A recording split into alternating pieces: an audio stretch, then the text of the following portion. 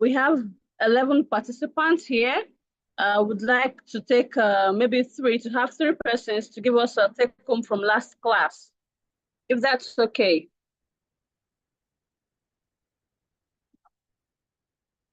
Three persons for lessons learned from last class.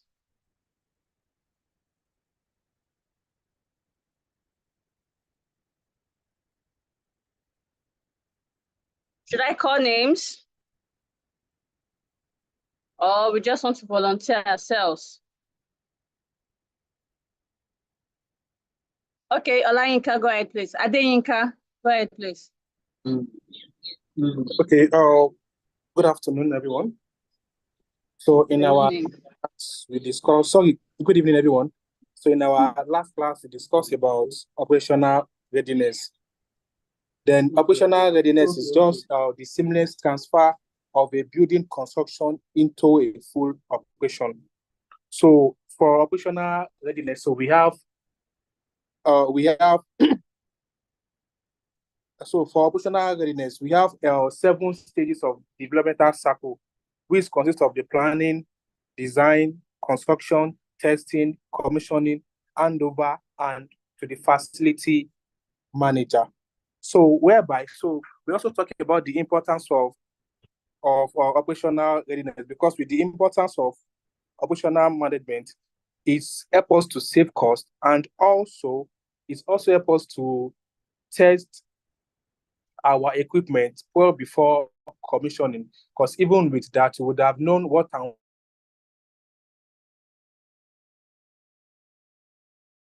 that would also let us to call out if there's any snags to be worked on during the process of construction. And during the process also, it also helps us to monitor things at site for seamless commissioning and handing over to the facility manager. Yeah, thank you.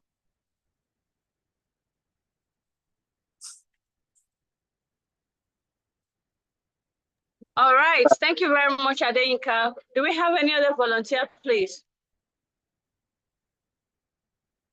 And I hope what you've learned, you are able to also put them in practice, okay?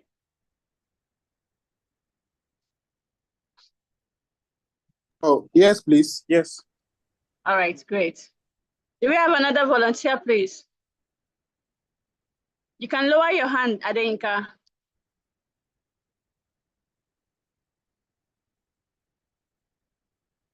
Okay, so while others are being shy from their mic, we're going to go straight into what we thought about what is right, okay? I mentioned earlier, we are learning about facility cleaning and hygiene, okay? So in facility cleaning and hygiene, we have to define what is right. What are those things we do right? What are those practices, those things that we commonly do every day that is right, okay? As defined by customer, what, how, when, and where. Right is defined by standards, okay, by best practice, something you do, you know that this is the standard, right? Like today we have different organizations and standards that say this is how this should be done, this is how that guide us, okay? So by right, it's by standard, by quality, the standard of something as measured against other things of a similar kind, the degree of excellence of something, quality, right? The quality of life. An example is, let me just use an example of, okay, you want to walk at height, right? And one of the things to do when walking at height is what? You have to have an harness belt and hadats, right?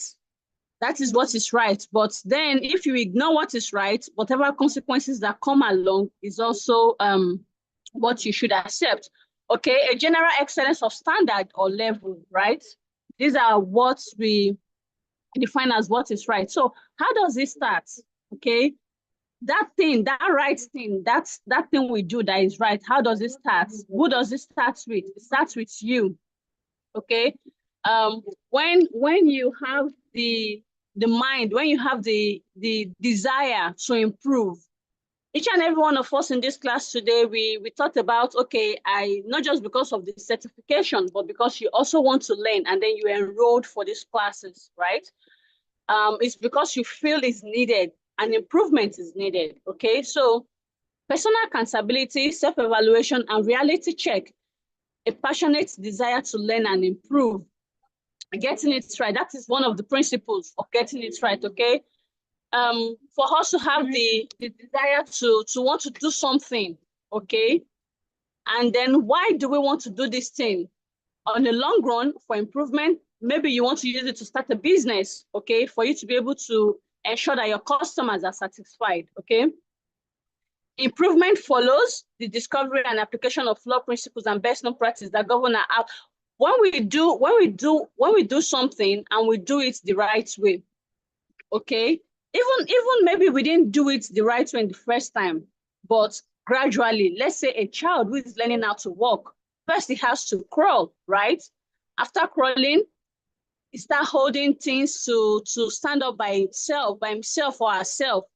And then before you know it, he starts walking, staggering a little by little before it becomes firm on the ground. So that is just the same principle as we being able to do what the needful thing. Yes, let me use that word, the needful thing on a gradual process for better improvement. Okay. Okay, so another principle of getting it right is to improve the standards, to improve the performance of any activity, increase the frequency of feedback to those engaged in the activity. The more frequent the feedback, the better the result. What does this mean? It's still what I've just explained. For those of us in rendering services, okay? Oh, your clients complained about something, and then you said, okay, we'll look into it. The first time you looked into it, they checked it. I said, oh, okay, this is better, but there's room for improvement. And upon doing this, you keep asking them, oh, in short, without even asking, okay, you yourself among your peers, you can ask, oh, this thing compared to how it was, compared to what the client is measuring. You know, when you measure your performance, when you measure what you've done, you yourself, you'll be able to know that, oh, there's still more room for improvement, or this is the best we can go, okay? Thomas Monson here said, when performance is measured, performance improves. Oh, I think I've done 80% of my tasks today. Okay, I think I need to do more. I think this thing I've been asked, for example, our assignments. At the end of every class is an assignment. When you do your assignment, you have good grades, right? Even you yourself, you can calculate your grades based on what the training center has given, right? But if you don't do it, you have lower grades, okay? So when performance is measured and reported, the rate of improvement accelerates, okay? So improvement is most likely to happen in an environment that promotes customer focus and clear goals, accountability, scorekeeping frequent feedback, recognition of personal achievement, and celebration of victories. What does that mean? You ask yourself, you ask your colleague, oh, this is what we want to, this is what we aim to achieve. At the beginning of the year, we always have what we call New Year resolution or something. And at the end of the year, we say, okay, this is what we've achieved.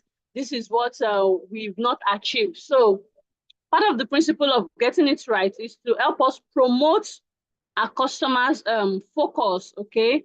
Oh, I think this year we've been able to have 50%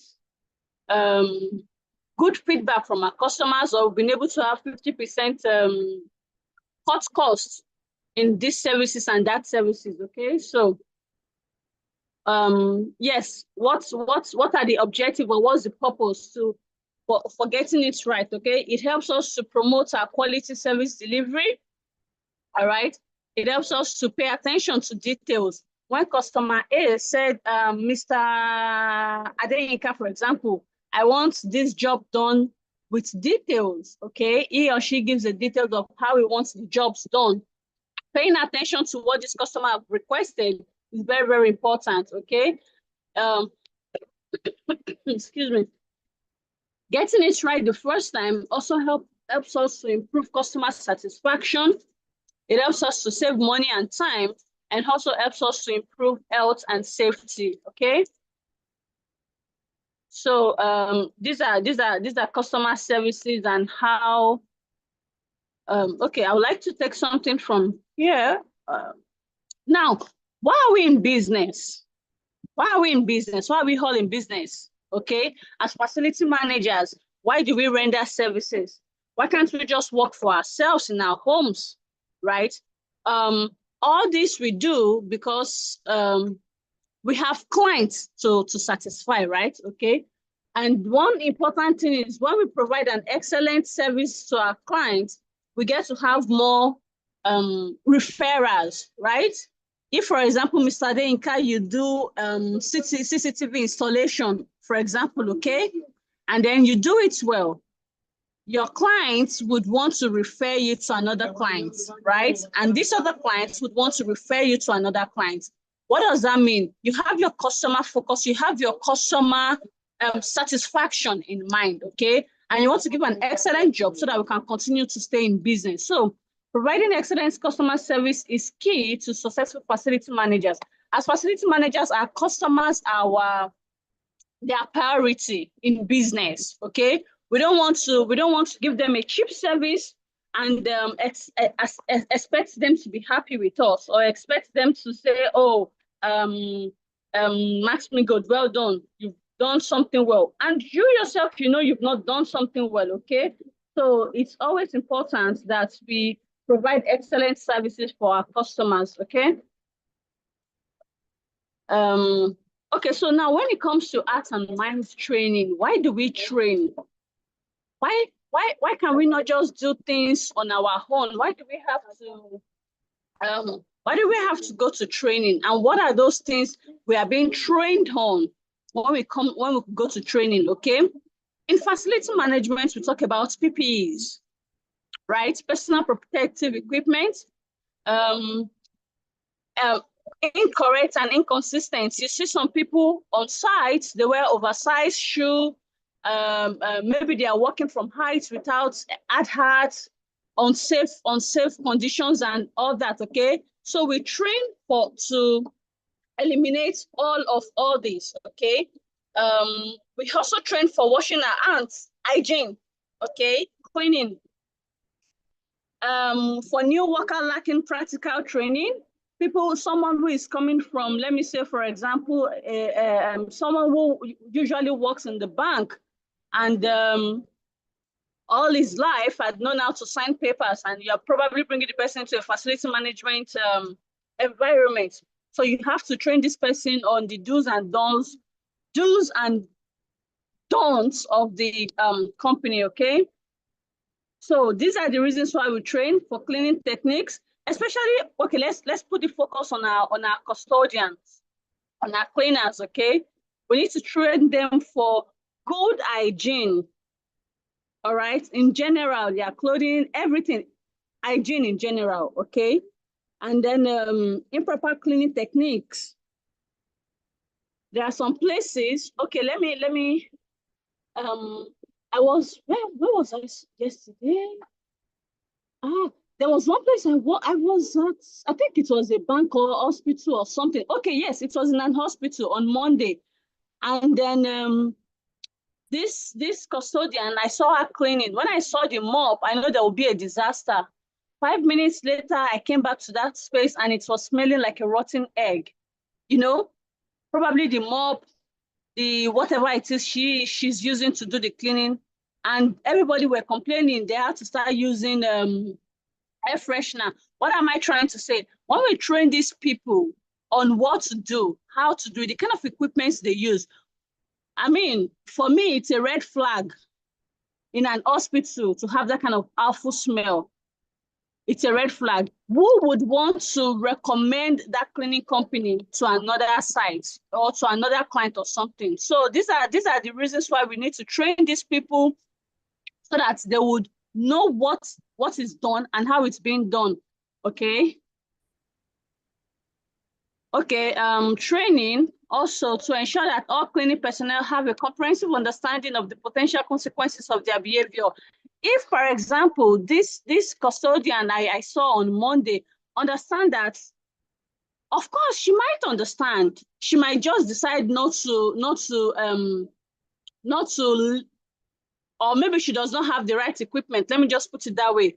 That if I use this mop that I've used in the bedroom to clean the hallway in the hospital, it's going to smell. So help them to understand the consequences of what they've done, what they are doing wrongly, that could bring a potential hazard or potential harm to your services as a facility manager. Help them to train on their habits. Some people would just, I mean, some people would just come and just be annoying. You can just greet them and they'll just be like, why are you greeting me? Or maybe responding to clients. Anyhow, you need to help them to be aware and also to be friendly and also to motivate themselves even as workers, okay? Okay, yes, so we've talked about what are those things they need to train, how to use the cleaning materials, their PPE, environmental monitoring, okay, basic microbiology, I mean just organisms, personal hygiene, okay, cleaning techniques, PPE, their tools and equipment. We are still going to see all of this along the line, okay? Sampling of cleaning products, storage of tools, products, and equipment in the cleaning room, and then documentation. You ask me, why should a custodian have a documentation? Yes, you as a facility manager, you supply materials to them, okay? And one person who should be the cleaning supervisor would be responsible that, okay, on so they receive total number of soap, total number of tissue, total number of mops and buckets and all that. They should be responsible for that, okay? So, I mean, the supervisor. Okay, so we have the change management principles. What does that have to do? Target a small number of risk practice, specific audience, identify the motives for changed behavior among the custodian. Hygiene message needs to be positive. Identify appropriate channels for communication. You see, communication is key in whole organization. When there is no communication, organization begins to fall, okay? A lot of things happen. Everybody tends to do what they want to do at when they want to do it. And before you know it, the company will dwindle and things will start going down, okay? So it is very important that whenever we have custodian, we have team members, let me use that word, we should always ensure we put a proper channel for communication, okay? Okay, hygiene promotion needs to be carefully planned, executed, monitored, and evaluated. Among our custodian team, hygiene, why is hygiene important? Why is so much emphasis on hygiene? Because these guys, they probably work 8 hours in a day and probably have maybe a uniform or two. But if well taken care of, okay, if well taken care of, your clients would not have problem. I've been in a site where the client worked out a custodian because he wasn't smelling pleasant. You can imagine that. You can imagine that. So hygiene, even the materials they use in carrying out their tasks is very important. Yes, it's very important, okay? So cleaning, what is cleaning? What is cleaning, all right? When we say cleaning, everybody, of course, everybody cleans. Maybe not everybody, but majority clean. And as we all know, removal of unwanted materials of any form, okay, either surface, the floor, the table, everywhere, okay, we tidy it up. That's cleaning. Clean means to be clean means to clear of all glass, liquid, and solid that are not needed. I don't need these chunks of clothes here. I don't need this thing here. I take it up, I tidy it up, okay? That is cleaning. All right. So why do we clean? Why can't we just live in that environment? Why can't we just live in our home? Why do we have to sweep it? For those that sweep every day, for those that sweep every 2 days, excuse me, for those that sweep maybe once in a week, why? Why do you have to do it? Why can't you just live there for months and be okay? We can't. We can't because debris, germs, okay? Why do we wash our plates every day, for example? Okay. We need to clean to organize our space to ensure an orderly and appealing environment. When we are clean, cleanliness, they said, is next to godliness. When we are clean, we tend to think well. When our environment is clean, we tend to think well. True or false? True or false? True, ma, true. Okay, thank you. So it is very, very important that we clean our environment so that we don't get germs, we don't get sick, we don't, yes, majorly have awful smells around us, okay? So just as written here, let's go. Okay, so cleaning work method statement. It said provide is easy to follow instruction specific. Whenever, for those of us that have custodian teams, okay, whenever there are tasks, okay, so I know a few people who run cleaning company, and maybe there's a contract.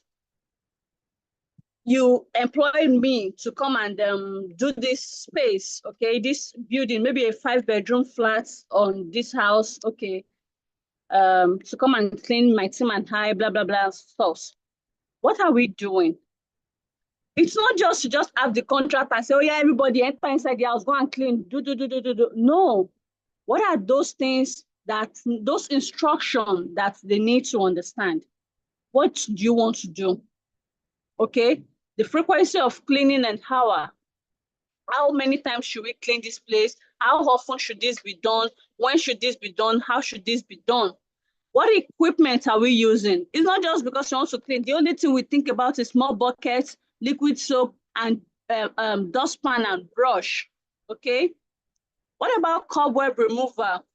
What about squeegee for the glass where there's glass? What about napkin for wiping? What about IPO or jig or something? What are those materials that we need to use? How do we apply the chemical in a place where you want to use Mr. Sheen, for example? Okay, how should it be applied? Should it be applied directly or into the wipe, into the napkin or something? What kind of napkin do we use? Okay, what kind of method are we going to use to get this job done? The time that this job, for example, should be used. How many hours are we going to use to get this job done? Who's responsible? I mentioned earlier there should always be a supervisor. Among your team, one person should be even if it's a team of 4, one person should be responsible for the 4 persons, because one person, when there's something done wrongly, you cannot punish everybody. That one person you have as a supervisor would ensure you can't be there every time. That one person would ensure that, okay, Mr. Elizabeth, I've told us that we should do this thing, this are the instruction. When you come back, you are holding this person responsible. Why is this done? Why is this not done? Okay. So always ensure there is a supervisor, okay, to check the quality of the job done, okay. And then the safety precautions to adopt. If you are using chemicals, if you are working from heights, if you are doing dusting and what are those things that we need to avoid? This is also very, very important. The equipment that needs to be used. Okay, I know a very harmful chemical that's only opening it at all. You see this, what's it called now? O4, I think, yes. You see this smoke, this vapor coming out of it. And someone is just going there unknown to just go and open it and inhale it. And before you know it, get sick because of lack of safety precautions. All right. So let us always remember this instruction whenever we have a custodian on ground to get jobs done. So we have individual or zone cleaning. This is where we have to maybe we're cleaning a large space. Okay, we're cleaning a large space. We divide our team members. 1, 2, 3. 1, 2, 3. Ensure please tidy this up. 4, 5, 6. You are responsible for this. 7, 8, 9. We group them. And there are also some places whereby maybe 1 or 2 persons, Elizabeth and Fisayo, Elizabeth, you take here, Fisayo, you are working here, okay? It's just help the work to get faster, and you know which responsible for who, what team is responsible for what, okay? Yes, so still the same thing. Zones are different sizes, some are larger and some are smaller, okay? So in most situations, traditional cleaning may not incorporate new cleaning technology, e.g. restroom cleaning, vacuum cleaning. Employee carry more tools with them. So you see, when tasks are shared, okay, it helps the employee, it helps the team. Let me just use the word. It helps the team members to know what kind of equipment they are carrying. Not me, for example, because I'm responsible for cleaning this entire space. I have to carry the mop, the vacuum cleaner, the dustpan, and whatever it is you can think of as equipment, because I'm responsible for all this. But when it is grouped, okay, when it is grouped, a particular team is responsible for cleaning, for sweeping, for dusting, for vacuum cleaning, and for any other thing that needs to be done. You understand? So that way it helps the team members to get the job done faster, and also improve in effect, it helps the team members to get the job done faster. Okay, so cleaning for health best practice. Please let me know, am I too fast? Ms. Barakat. Okay, I'll continue. Hello, ma. Sorry, I didn't get members, am I too fast? Okay, no, you can go ahead, ma. You can go ahead, ma. Okay. Okay. So cleaning for health best practice. Whenever we are picking our equipment, let us always remember to take something less toxic, okay? Something that can be easily used, something that is eco-friendly. All right. All of these would be helpful for the users. All right. Not something that's you just spray and then the whole place is just choking. Okay, the whole place start becoming choking. So whenever we are choosing our whenever we are choosing our cleaning materials, let us always go for something that are health best practice. All right. Excuse me. Okay. Minimize disinfectant use. All right. All disinfectants are toxic. That's true. But as much as possible, we need them to disinfect surfaces. What are those surfaces that we always need to disinfect? Example, elevator, the staircase rails, the toilet door, the toilet marble, okay, washing hand basin, right, in our bedroom, in our toilet, the flushing handle sometimes. Anytime we have our disinfectants to use, let us always ensure that we use it minimal, all right? Very minimal, and only when it is needed. Not just because every now and then you need to disinfect, pew, you went to carry pew. So let us teach them, that's the word, let us teach them how to use it very minimal. And also, if it's something that needs to be diluted, should be diluted properly. Always encourage our custodian, our team members to read instructions, manufacturer instructions. This is how this thing should be done. This is when it should be done, okay? This is how many liters of water should be added to a certain liters of soap. Following this instruction, but most times we tend to know all, and we forget that these people that produce this thing, they know why they put these instructions on for us to follow. Okay, so always ensure that we help them to understand that and also follow that.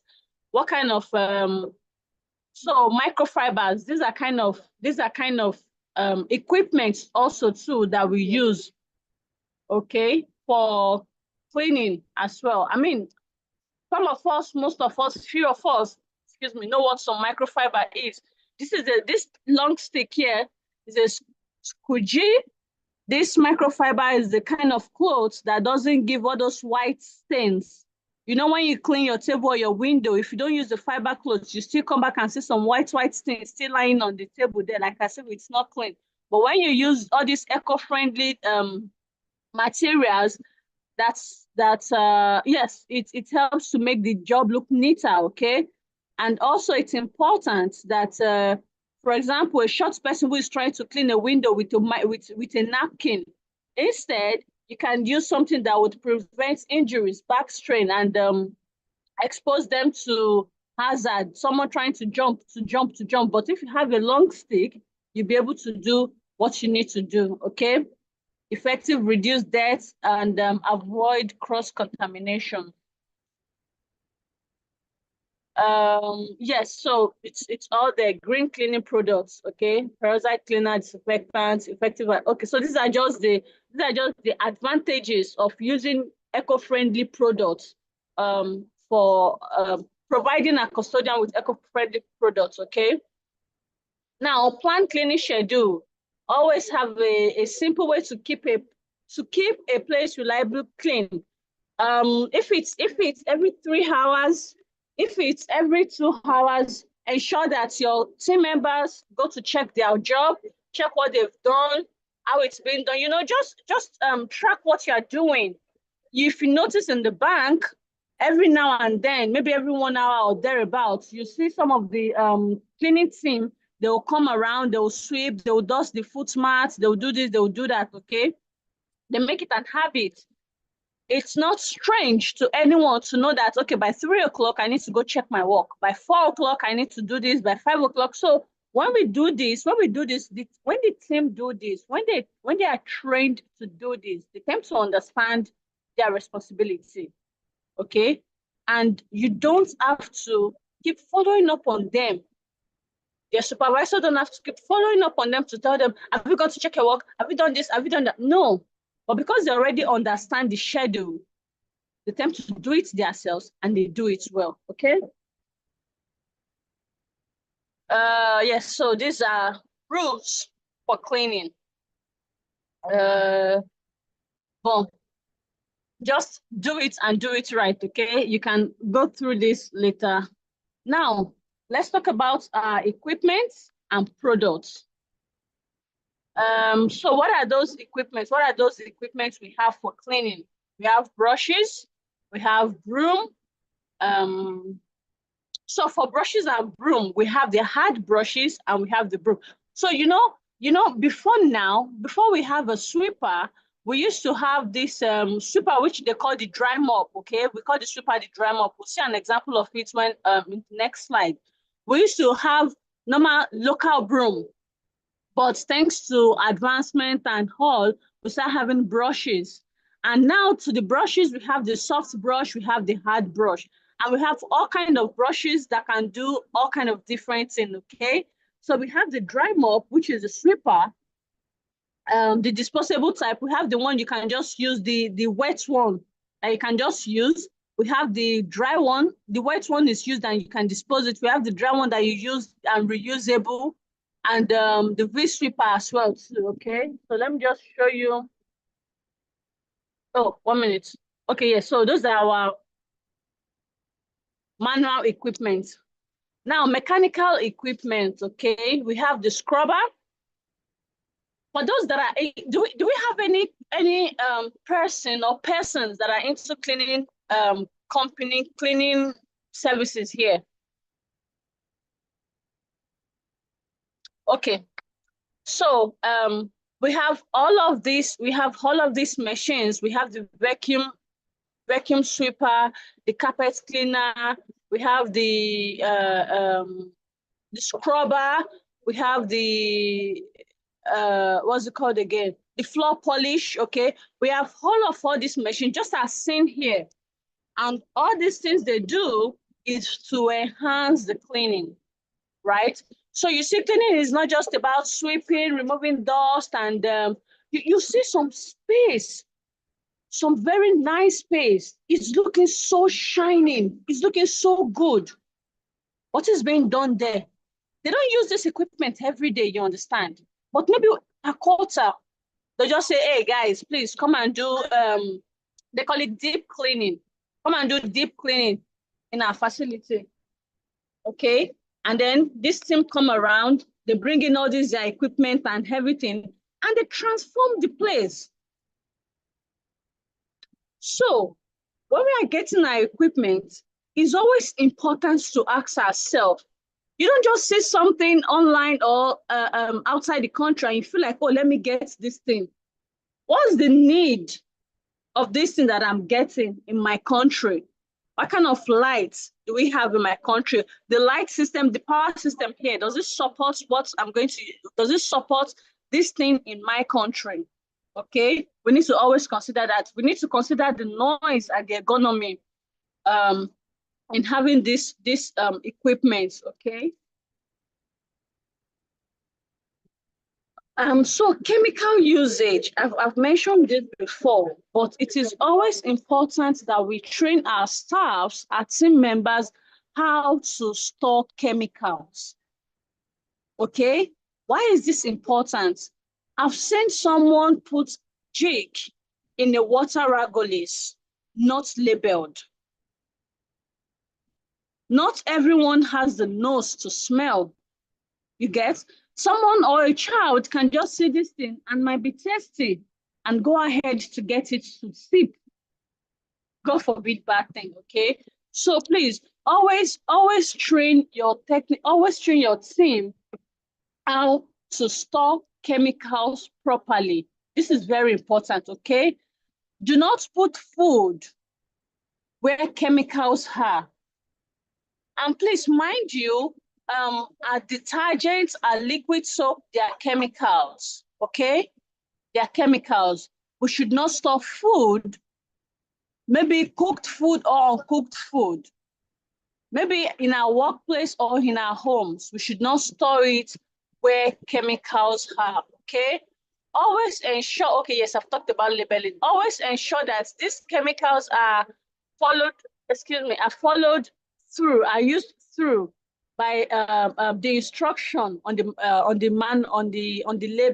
manufacturer's instruction. Okay, this is also important. You just see some of us, oh, this thing I've been using since 20 years ago, and then we keep using it. Sometimes we use some things and then we say it's not working. Has that happened to anyone before?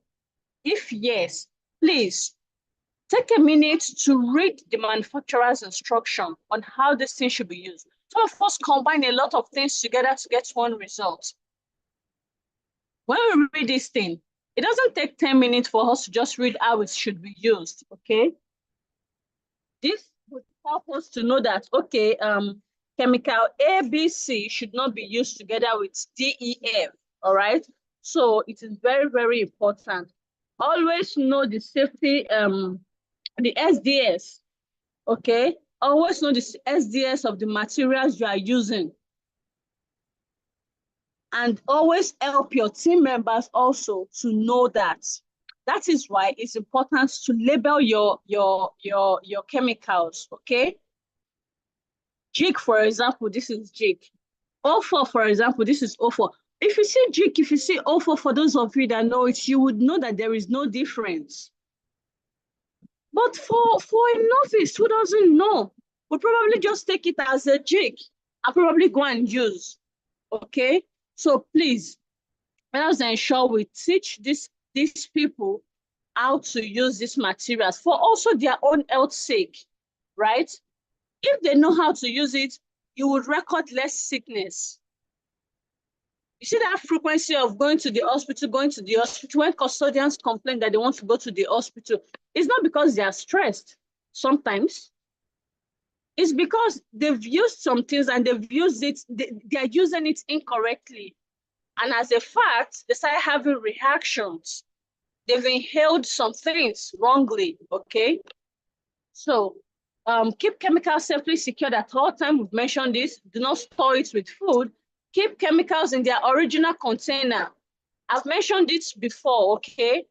If you are probably sharing materials for your team members, please ensure that when you share these materials, the can or something you are using is labeled. If this is jig, let them know this is jig. If this is hypo, let them know this is hypo. Whatever it is you are sharing inside there.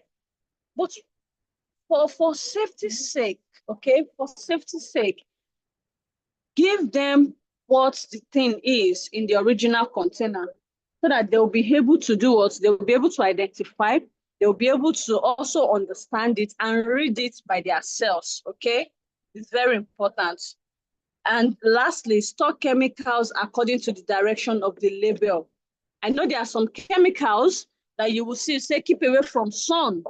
It said, do not dispose, you see, if it's fish, if it's electrical, if it's, water, if it's to burn, you know, there are some signs that are being put on it. So it is always important, even when we are discarding the containers, that we discard them properly, all right? Okay, so all these are cleaning methods, how we should clean. Whenever we are removing our what's it called? Whenever we are changing our trash cans, how should this thing be done? Okay, the what's it called now? The liner which we have inside. Okay, always ensure that it's being properly removed and taken out. Whenever we are dealing with dust, how should do you dust from down up or you dust from up down?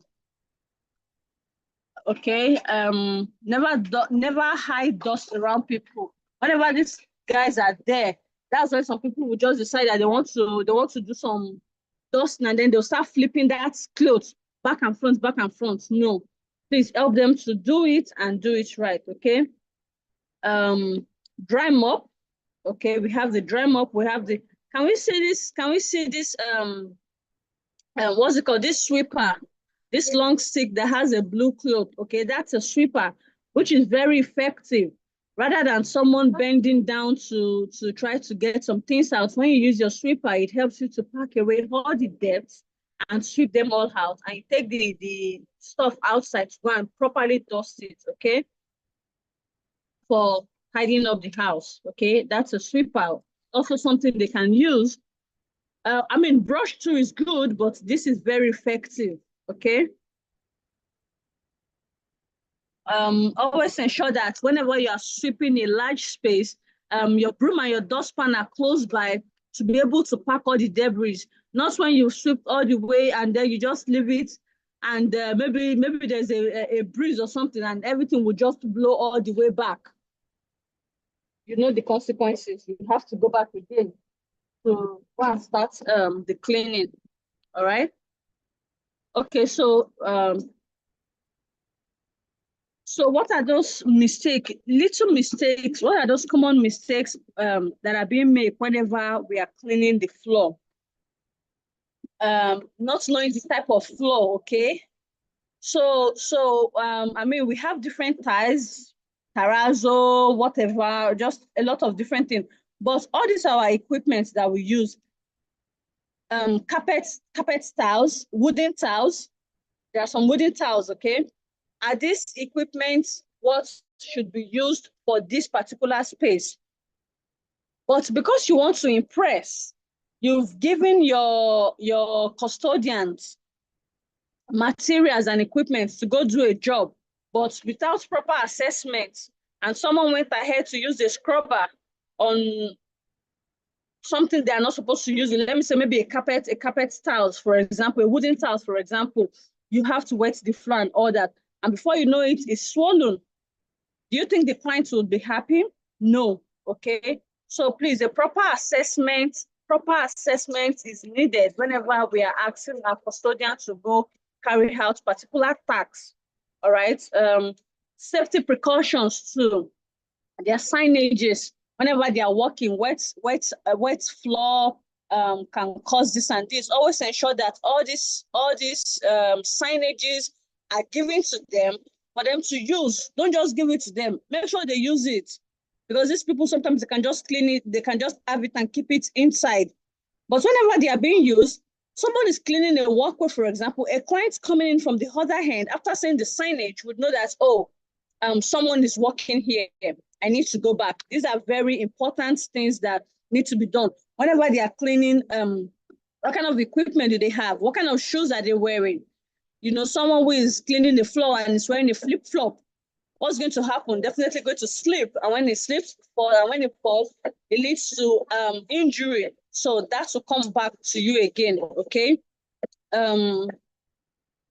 Okay, so we can all read these. These are just common mistakes that needs to be looked into whenever cleaning is going on. So we have hygiene. Hygiene again is coming. Hygiene in the kitchen, the bathroom, the toilets, everywhere we are. A set of practice performed for the preservation of health. Yes, I mean, from probably childhood, we have been taught to wash our hands. Whenever we go out to play outside, we wash our hands. I remember I always tell my child, okay, maybe when we come back from outside, wash your hands. And it becomes an habit. Sometimes even when I forget, you say, mommy, let's wash our hands. Because it has become an habit. When we are clean, when we have a good hygiene, we have a good health. But if you have a poor hygiene, we fall sick. And you would think maybe it's stress, but you need to look again, all right? Now, a requirement for hygiene personnel, health status, illness and injury, personal cleanliness, and personal behavior. These are the things that you have to possess, okay? You have to have as an hygiene personnel, all right? I've mentioned it before. Why should we have a good hygiene? So that we can stay safe, so that we don't have diseases. We don't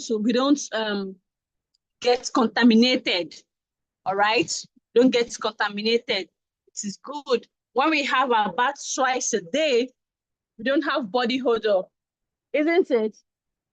Yes. When we excuse me, when we wash our plates, when we wash our vest, our undies, our bedspread and pillowcases, we have a good sleep, okay? And all of that things we can think about, all right? So these are just the benefit of hygiene also mentioned. Drinking water, washing of hand, school and other. Okay, so now hygiene promotion key principles. What do we do? What are those things we need to look out for when promoting hygiene? Okay, target a small number of risks. For example, washing of hands. What are those risks associated to washing of hands? If you don't wash your hands, what happens? We put our hands on our face, we put our hands in our mouth, we put our hands in the toilet. We use our same hands to handle cash outside. We use our same hands to shake another person. For example, I've coughed into my hand and I've shaken you. And you've gone home to use the same hand to hold your door handle. You can see how it goes, okay? Identify motives for change behavior. What are those things we need to do differently when practicing this hygiene, okay? Hygiene message should be positive. Oh, don't just tell someone, oh, you, Elizabeth, you have a very bad body odor. You understand? Whenever we are communicating this, because it's a very sensitive thing, we need to be careful how we communicate it to our team members, even ourselves, our family members. All right. Let us always ensure that we are being positive with it. We use the right channel to communicate this, okay? Hygiene promotion needs to be carefully planned, executed, monitored, and evaluated. Even the workplace, the things we are using to carry out our work, all right? It is important that we put this, we plan it carefully, okay? For example, our mopping stick, how often should it be changed? Why should your mopping stick be changed? When should it be changed? When you finish using it, what should you do? All these are what we also need to put into practice when thinking about hygiene in our workspace. Like I've mentioned earlier, to prevent communicable diseases, okay? Yes, so I've also talked about washing our hands, keeping hands and unclean articles, okay? Avoid the common use of unclean utensils. Some of us have this brush, these air combs, handkerchiefs, towels, and what have you that we use personally, especially handkerchiefs, especially if it's the brown one, the blue one. Oh, it's not dirty. You use it today. After all that sweat, you use it to wipe your face, put it inside your bag. The next day you carry it, just a few. No, please. Our hair brushes, our combs, we should always, even if it's every 3 months, every 4 months, we should ensure that we take care of these items that we use, okay? Please. Avoid exposure to other persons, to spray from nose, okay? Those that cough, that sneeze, whenever you're coughing, cough into your hand, sneeze into your elbow. Don't spread germs out there, all right? Whenever you've probably done that, please wash your hands. Keeping the body clean by sufficiently frequent water and baths every day. Water is free. Be generous to yourself, all right? Be very, very generous with yourself, with water to yourself. Always ensure I mean, some people just stay in the shower 5 minutes, 3 minutes max, they are out. Why? What have you done? Please teach, excuse me, teach these people to have proper baths, all right? Help them to ensure that when they are bathing, wash your armpits, wash your neck, wash your hands, your toes, every part of your body, so that you avoid smells. Ensure that your clothes are properly washed, are properly sun-dried. For some of us that think we can always use washing machine to dry our clothes, it doesn't kill germs, okay? It's still very important that we put those clothes outside for the sun to kill the germs, all right? It's very, very important. Okay, I mean, we've talked, excuse me, we've talked about washing our hands. Our hands carries a lot of germs, okay? So ensure that they are washed every now and then. When you come out of the toilet, okay, maybe you can have water around you. What about hand sanitizer? And as immediately as you get to your home, if maybe in your workspace, no water, you have your hand sanitizer, immediately you get to your home, please wash your hand with soap and water for at least 3 to 5 minutes. Wash under your nails. For those that have long nails or something, ensure that you use something to clean out the dirt, okay? And I mean, it's very good, okay?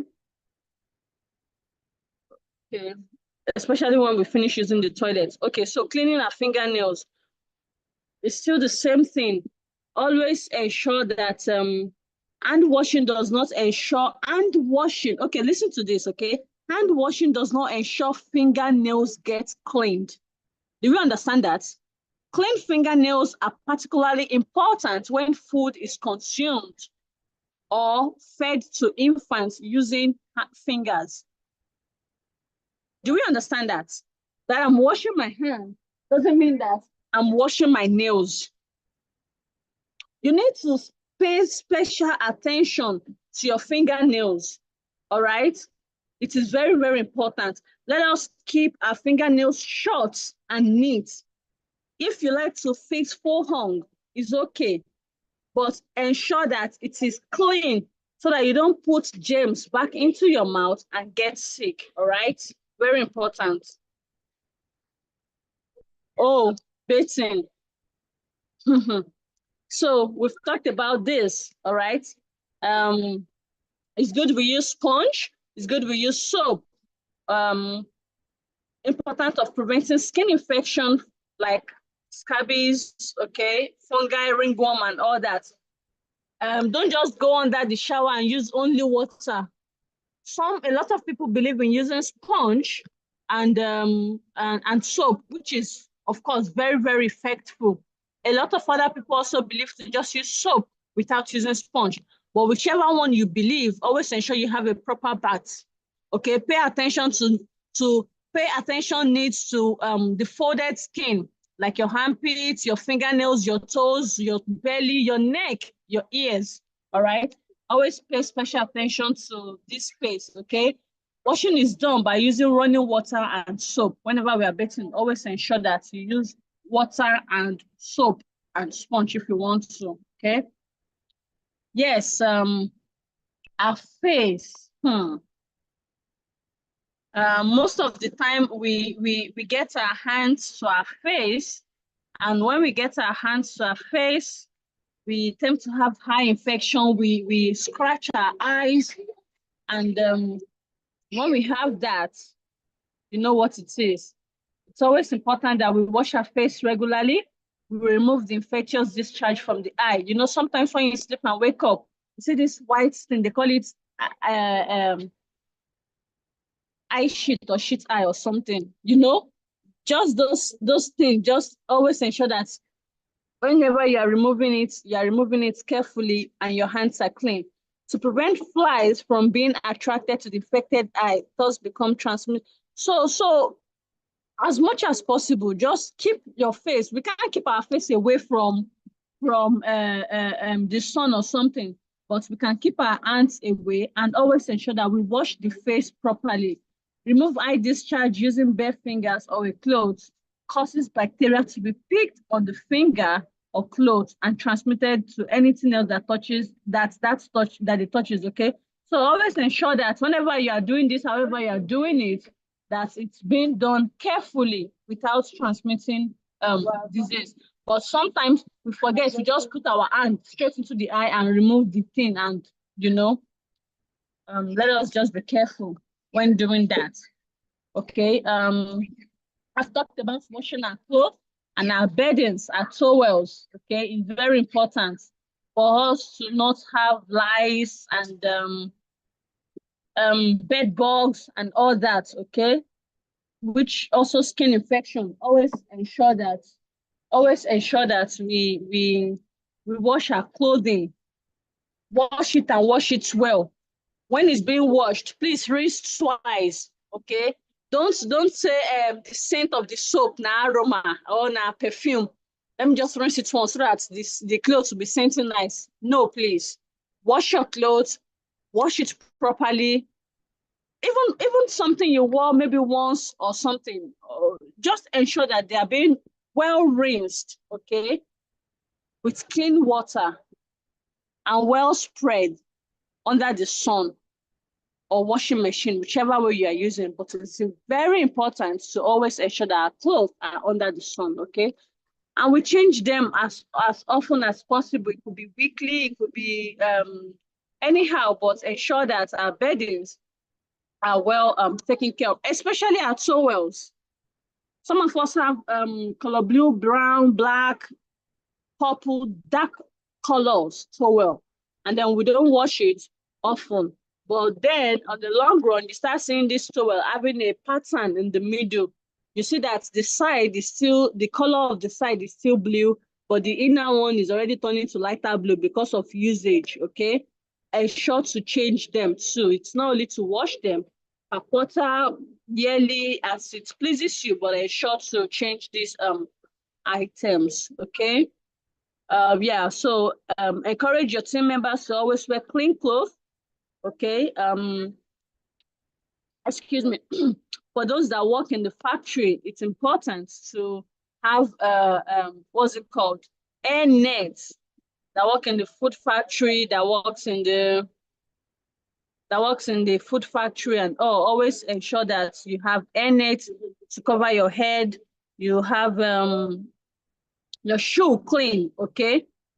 So that you don't also past diseases or something to what you are, germs to what you're working on. Okay, so we'll take a 5 minute break from here. By 6:12, we'll come back. Okay? Miss Barakat, can anyone hear me? Yes, we can. Hello? Yes, we can. We can hear you. Okay. Yes, please, we can. Okay, so we'll take a 5 minute break. We'll come back by 6:12. All right, thank you. You're welcome.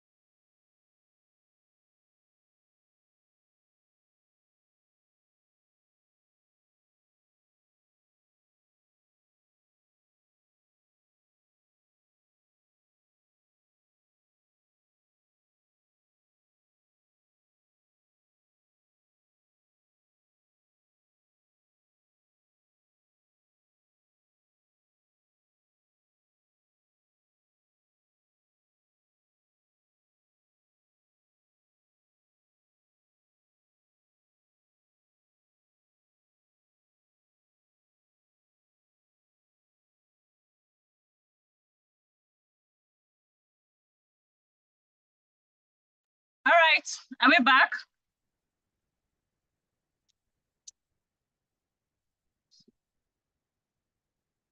A 5 minutes break is over.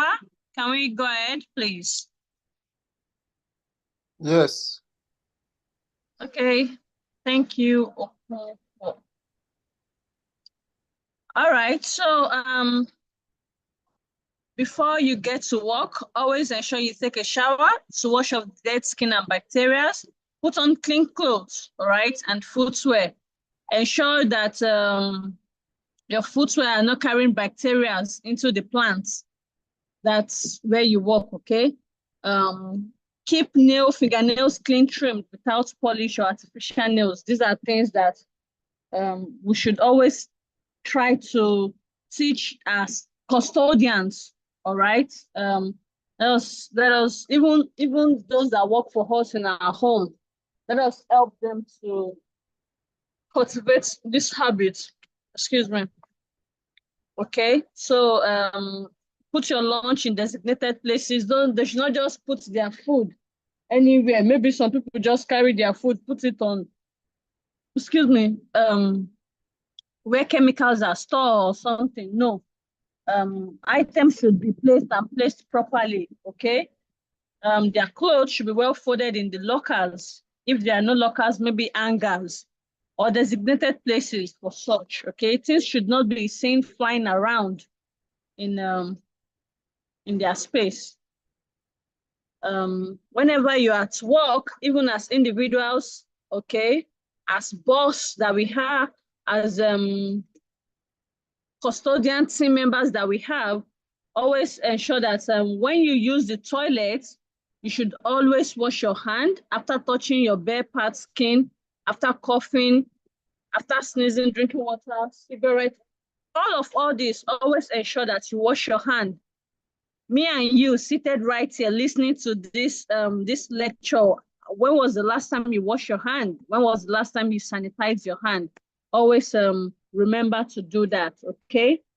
If you are not in a convenient place to do that, immediately you find yourself in a convenient place, please make use of that. We cannot always find ourselves in a convenient place, but we have hand sanitizer that we can put in our bags, we can put on our tables that we can always use every now and then, okay? Yes, so we've mentioned this earlier. Why should we wear hairnet? So that we don't have hair particles in our food. We don't have contamination and all that. All hairs, you know, there are some places you just see the hair. I mean, if you are working in a restaurant and as a cleaner, a custodian, okay, you leave your hair with all your coils and everything all dangling around. How do you want people to say about that? Or your hair oil or your hair cream or something? So always ensure that we wear hair nets. There is this blue net that is being used outside there, so we should always provide it for them. Whenever we are cleaning the house, housekeeping in our homes, what do we do? How should our house be cleaned? Okay. Good keeping applies to all the surrounding and the roof and the roof of the establishment. Okay, pest control starts at the boundary of the premises. Whenever you are doing fumigation, okay, always ensure to start from the boundary of the premises, that from the door, the corners, and everywhere else. Okay. Water management deals with incoming and used water. Windows are closed and screened. Okay. Doors are closed when not in use. You see some facilities, let's say, for example, where the trash can is, the bin area, okay? If it's a facility or a home where there's a house for the bin area, always ensure that these places are well closed. There's a door there that prevents things from flying around, okay? Employees' housekeep responsibilities. What are those things they do when they are asked to do it for those that have nannies in the house? Okay. Is my audio coming in? Can you hear me? Oh, yes, please, we can. Okay, all right, good. Okay. Okay, so always ensure to do an informal housekeeping inspection of the area. Don't just employ someone and say, okay, now your work now to the clean house without showing them the possible hazard, the possible hazardous areas of the house, like the electrical part and all, okay? To monitor the items that they use, okay? How things are being stacked, the electrical items and all, okay? Always ensure that the fire equipment, always ensure that you teach them how to use these things, okay? The signages in the home and what it means. When there's a hazard sign, fire sign, and all that, always ensure you teach them and how it's being used. The correct PPEs too in the house, help them to understand that too, okay? Then ensure that spillage, oil spillage, water spillage, whatever spillage, so that it doesn't cause hazard, what they need to do and how it needs to be tidied up immediately, okay? Still goes on and on, their responsibilities. You can also read them. I mean, it is very important not leaving the tap on. Some people will just, or maybe when there's a leaking tap, should always be reported, okay? Don't just say because the tap is leaking and then nobody is talking about it, and you as a facility manager, your resident, for example, are complaining, oh God, water quick they finish, but your custodian are not complaining to you, are not telling you that there's a particular tap that is leaking. Even though it's just a drop, always ensure that all these things are properly tidied up, okay? Like you said here, report any issue of maintenance immediately for prompt repair, okay? So let's look into that as well too. Okay, so we also have the good hygiene and pest control practice. We've talked about good hygiene. We've talked about good hygiene. So waste management. How do we manage our waste? What kind of waste do we have there? We have the asbestos, we have the chemical waste, we have the electrical waste, we have the liquid waste, we have the solid waste, okay? So how do we manage these things? How are they disposed, okay? You see sometimes medical waste are not being disposed general outside. Building waste also too are not being disposed outside, okay? So all these, what we need to learn and understand how, okay? So yes, treating our waste too, okay? So, and how it should be handled, which I've just explained, okay? So also, the kind of hazard we have, the chemical hazard, the economical hazard, the physical hazard, safety hazard, biological hazard, and of course, hazard in our workplace. Okay, what are those hazards that we find in our workplace? So stress. It could be our chair that we're sitting on. Okay, it could be the chair we're sitting on. All right. So health hazard of cleaning products. Okay, so if we don't use the rightful cleaning materials, what could happen to us? These are the things that could happen to us when we don't use the rightful cleaning materials. All right. So it is always important that we should use items that are safe. Okay, we should use items that are safe whenever we are doing our cleaning. Okay, these are the basic guidelines for equipment, for safety and equipment of the materials we introduce to our custodians whenever they are. Okay, so safety means good working equipment plus able and aware operator. Okay, what does that mean? I, as a person, I'm the one using this equipment. I should be able to understand it. Okay, I should be able to understand it, and I should be able to know what I'm using it for. Then I'm safe. All right. Okay. So safety consideration. So we've talked about chemical handling. We talked about chemical handling and the safety data sheet. We talked about the cautions, the warning sign, the danger, and yes, the cautions for all these chemicals that we are handling. that we are handling, okay? Oh, sorry. Okay. Yes, so hierarchy of control. Hierarchy of control. We have the most effective to the least effective, and the most effective require a physical change to the workplace. Engineering control. Okay. For example, I'm just thinking of. Okay, so we have the when the example come in, I would use it. I'm thinking of it right now. We have the administrative control, including work practice. When we work safe, okay, when we put in good practice in our workplace, we would have low incident record. Okay, so require workers to get something safe. That's the personal protective equipment. All right. So engineering control at the source, okay? Proper equipment, redesigning tools and local resource, okay? So which is when the control, when these things are done and are done properly, okay, we tend not to have much hazard. All right. So engineering control is very important. Administrative control too. Okay, it's aimed to reducing employees' exposure to hazard by not removing them. Okay, changing workplace procedures such as written safety policies and rules. Okay, this is what we do. This is how we need to do it. We have it saying everybody understands it. Okay, schedule change when change are being scheduled. All right, training with the goals of reducing the duration, frequency, and severity of exposure to hazard.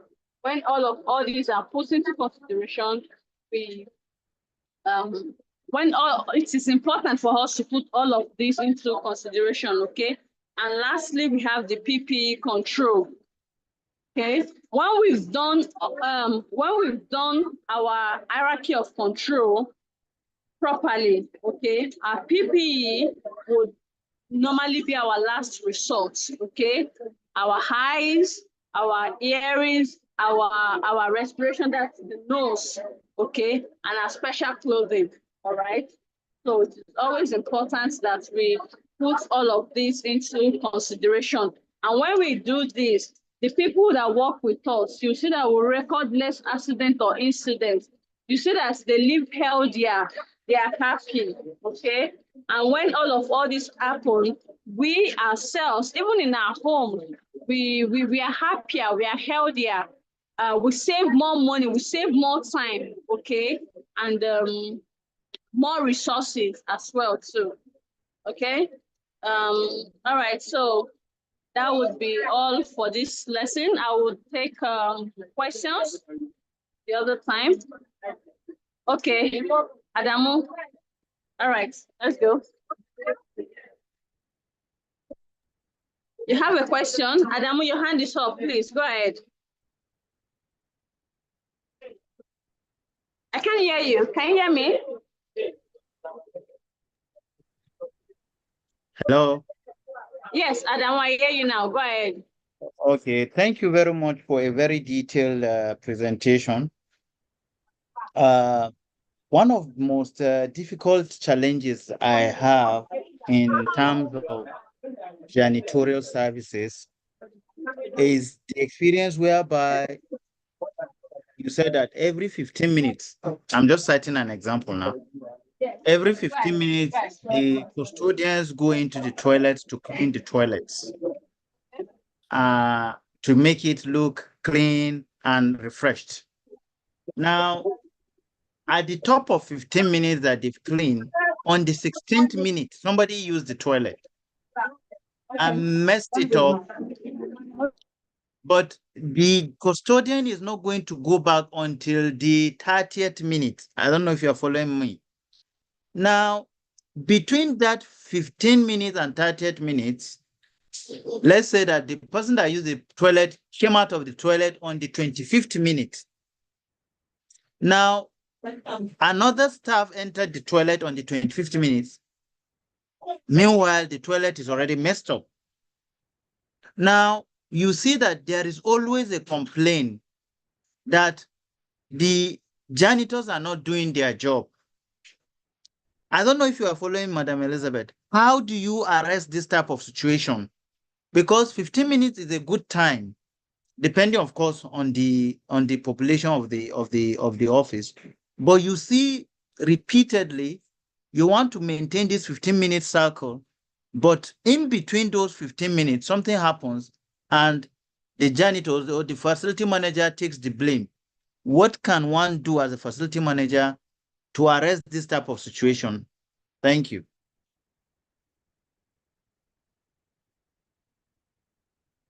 Hello? Hello? Hello, can you hear me? Yeah, I can hear you now. Okay, so before I answer the question, would anyone like to have a go before I give my opinion? Okay, thank you. I would like to have a go. All right, Hello? Go ahead, please. Go ahead, Kenny. Go ahead. Okay, so this is Shola Adenka. So with the way I do operate within my own space, the instruction I do pass to the cleaner is that should in case anyone leave the restroom before the next person enters, your duty is to go there and check. So if this method is being used, we won't have this issue of maybe staff members complaining that the cleaners are not doing their job, or in a case whereby a client also use the restroom, the expectation is that the cleaner should go in clean before the next client goes in. So if the 15 minutes method is not working there, we can exploit this option that once anyone leaves the restroom, the duty of the cleaner is to go there and ensure that the restroom is in proper condition before the next person uses the restroom. Thank you. Sorry, Shola. I understand what you are saying, but you have situation where you are talking of thousands of staff. Where I was working before, we have over 2,000 staff. We have about 80 cleaners. It's a very Herculean task. So I beg to disagree with that solution. It's a good solution, but I beg to disagree. Thank you. Can I contribute? My name is Clement. Yes, please. Go ahead. Go ahead. All right, for me, my candid input is I think the staff should be trained hygiene, not only the cleaners. Because most of us have some negative attitudes, taking it from our home because our home are not clean. We tend to bring such attitude into the workplace. I think it's better we educate the workers apart from the cleaners that when you use the restroom, it's your own personal responsibility again, when we talk about hygiene, to ensure you keep the space, the restroom clean. Sometimes people might say there's no water. That could be our own part, we look into it, but when there is water and all things we need to use to clean the restroom is there, sometimes these workers or staff tend to just relax and say it's cleaners work. No, all of us, it's our responsibility. That's what the fact they are being paid because we do that in our home. It's a very wrong thing for a staff to use the toilet and mess it up. I think for me, I think they can put the CCTV camera on that place to monitor who entered, who did not do that, so the person can be cautious. Thank you. Good evening. Yeah, this is Kenny. I'd like to contribute on further to what Mr. Clement just said right now, which is true. For everybody's home, we all have restroom toilets where we sometimes relax ourselves, ease ourselves, relieve stress. Let me put in that aspect. By default, we all know that once you go to toilets, you clean yourself. You make sure your own toilet in your house is clean. And imagine you coming to your work office where everybody else make use of that same toilet. You don't use it anyhow. How would that tell of your as an individual? That alone doesn't speaks very of how you maintain yourself as a person, because it doesn't tell us good of you that you are not in accordance with what the facility is doing. They are trying to maintain the hygiene and the equipment of the facility, but you as a person, you're not contributing to that factor. That shows that you're not in line with the organizational standards. And you're also making it difficult for the cleaners also as well. Because like what Mr. Adolf said, if the cleaner should have cleaned that place for that 15 minutes and the next 16 minutes, and that staff went in there again and messed up that place. For us, we are all humans. The staff might get angry and report to first manager what of the situation at hand. And the FM in charge will see to it. And like what Mr. Clement said, also CCTV is also a good factor too for the company. And you should notice that whoever goes in and out of that premises, whoever makes use of it, so that they will take note of how this person is, who is, because by doing such thing, it will just help the cleaner itself, it helps help the facility, the manager, and the staff themselves will be at a last that wait to I'm going there's camera. If I'm coming in or coming out, let me make sure this place is well tidy so that I'll not have a bad record. Because if you are aware that you are being watched, when you are going to the toilet and you're coming out and the toilet is in mess, definitely it speaks of who you are. And for you yourself, you don't want that kind of embarrassment being a staff. Because we tend to be nonchalant in our attitude. We don't care. So long as they are staff that are working, they get paid, that you can do anything that's like, well, that is not done. So once you have it at the back of your mind that there's a camera at the toilet entrance, as long as you go in, you have been captured, and coming out, you're captured. There's time frame of you going in and coming out. And at that particular time, the toilet is messed up. Definitely the camera will point whoever it is that is in or out of the place. So that will give individuals, staffs, the mindset of keeping that place clean.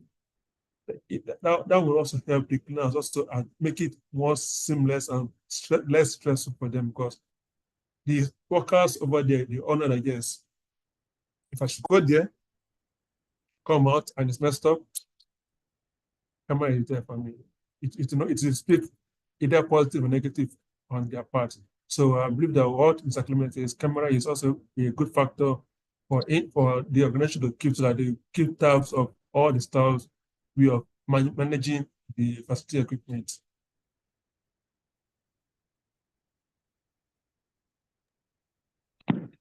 Okay, thank you.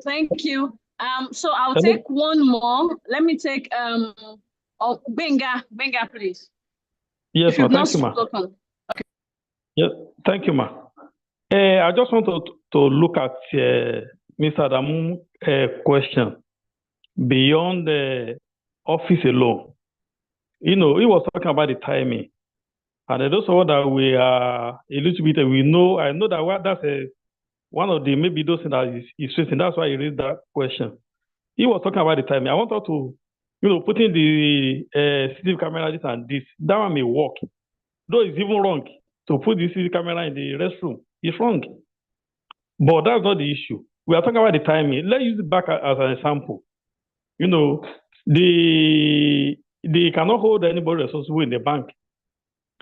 Let's use the mall as an example, each as an example.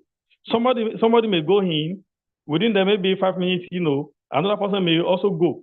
That person may even forget to flush or mess the place off. So we are talking about the time. I wanted to look at the Mr. Adamu question beyond our personal offices. How about the bank? How about the mall? How about the eatery? Which people move in and they're coming out? And what's going to be the role of the cleaner, so that all the responsibility, all the blame will not be on them for the timing.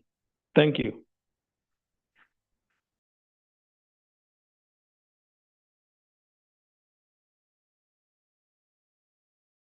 Okay, thank you very much, everyone, for your beautiful contributions.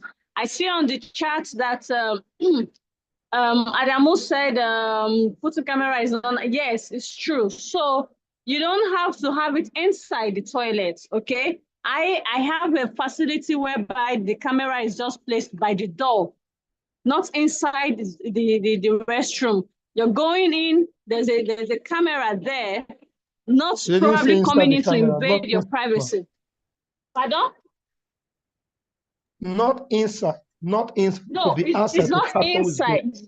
Yes, it's not inside. It's just, it might even be a door before the toilet door, but I just covers that area, okay? Just the access, just the access.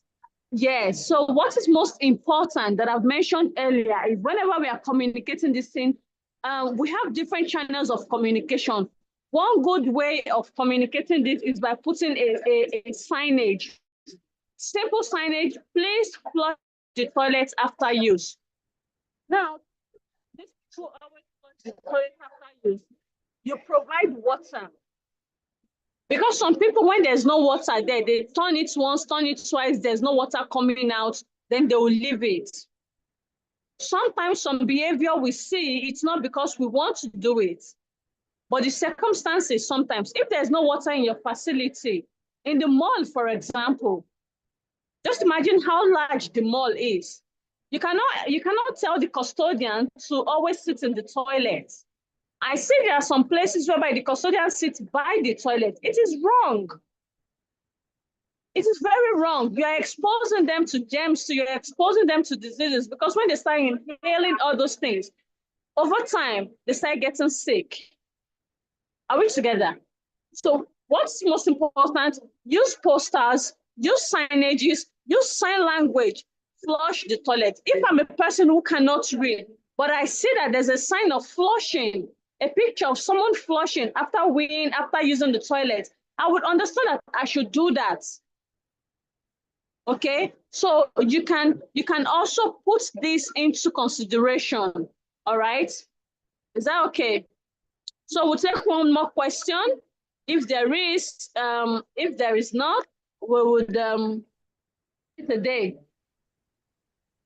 Clement, is your hand up on something else? Yes, on something else, ma.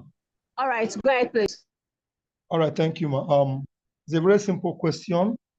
I think not once, not twice, I've used an insecticide that the chemical is sometimes harsh, and there's sometimes you use some insecticide, it will not be able to take off the insect completely as expected.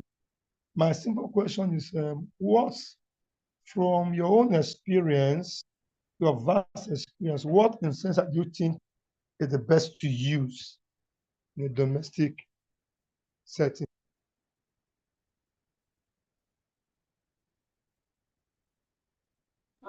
Kenneth, that's a very tricky question, okay?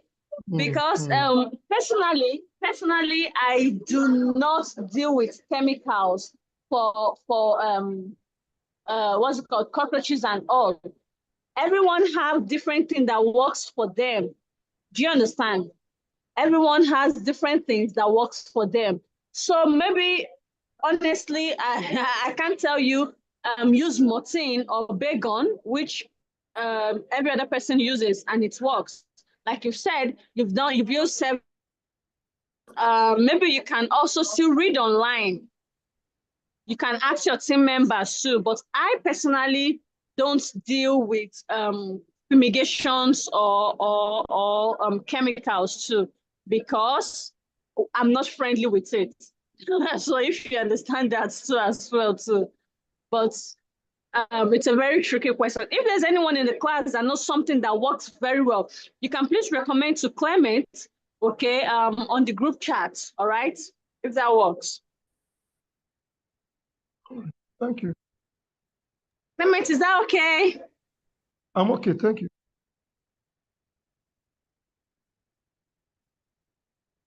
All right, everyone. We'd like to call it a day here. Thank you for listening.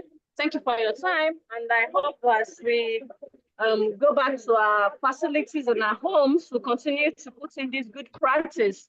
And let's not forget, it starts with you, all right? Good practice starts with us. Getting it right starts with us, trying to improve.